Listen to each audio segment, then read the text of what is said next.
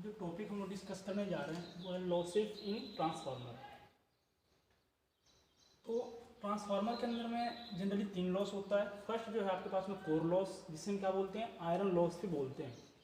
इसको हम हमेशा PI से डिनोट करते हैं। दूसरा जो आपके पास में है कॉपर लॉस, जिसे हम बोलते हैं वाइंडिंग लॉस भी बोलते हैं। तीसरा जो आपके पास में होता है डाइलेक्ट्रिक लॉस। तो सबसे पहले जो कोर लॉस होता है, कोर लॉस क्या होता है, ये होता है आपके पास में जो कोर है, मैग्नेटिक कोर है, उसके कारण से जो लॉस होता है उसे हम कोर लॉस बोलते हैं।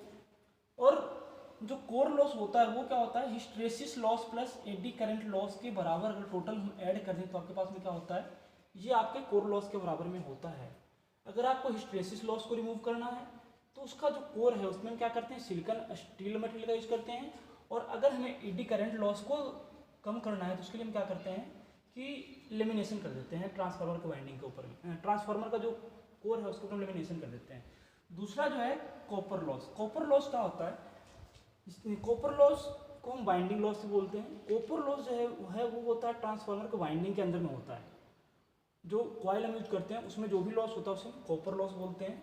और ये होता है प्राइमरी बाइंडिंग का जो copper loss plus secondary binding का जो कॉपर लॉस, जो दोनों प्राइमरी बाइंडिंग का रेजिस्टेंस है और प्लस जो सेकेंडरी बाइंडिंग का रेजिस्टेंस है, इन दोनों के कारण से जो भी लॉस होगा उसे हम बोलते हैं कॉपर लॉस बोलते हैं। तीसरा जो आपके पास में क्या है, डाइलेक्ट्रिक लॉस है। डाइलेक्ट्रिक लॉस होता है जो इंसुलेटिंग मटेरियल हम यूज कर रहे हैं, जैसे वार्निश यूज करते हैं कॉपर के वाइंडिंग के ऊपर में, तो इसके कारण से जो भी लॉस होता है उसे हम डाइलेक्ट्रिक लॉस बोलते हैं। और एक बात हमेशा ध्यान रखना चाहिए, जो कॉपर लॉस होता है ना वो हमेशा आपके पास में कोर लॉस से ज़्यादा होगा। और नेक्स्ट जो हमारे पास में है वो है आपके पास में एफिशिएंसी ऑफ ट्रांसफार्मर। अब सबको पता होगा एफिशिएंसी होता क्या है।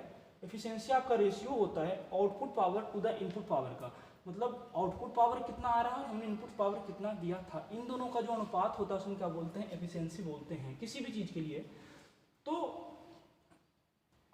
एफिशिएंसी, अब इसमें आउटपुट पावर क्या होता है, आउटपुट पावर आपका होता है V2I2 cos साइड में, जो सेकेंडरी वाइंडिंग का जो हमारे पास में आउटपुट आ रहा है वो आपके पास में क्या होता है, आउटपुट पावर होता है। तो आउटपुट पावर और जो इनपुट पावर क्या होता है, जो हम सप्लाई इसको इनपुट दे रहे हैं, तो इनपुट पावर को हम ये भी लिखते हैं आउटपुट पावर प्लस में कॉपर लॉस प्लस में आयरन लॉस। तो output power V2I2 cos ∅2 plus में PI आयरन लॉस हो गया और PC जो है वो आपके पास में कॉपर लॉस हो गया। और एक बात हमेशा ये भी ध्यान रखना चाहिए, जो एफिशिएंसी होता है ट्रांसफार्मर का वो हमेशा 90% से आपका ज़्यादा ही होगा, इससे कम हो नहीं सकता। मतलब के आसपास में 90 से ही होगा, कम होना की संभावना बहुत ही कम है।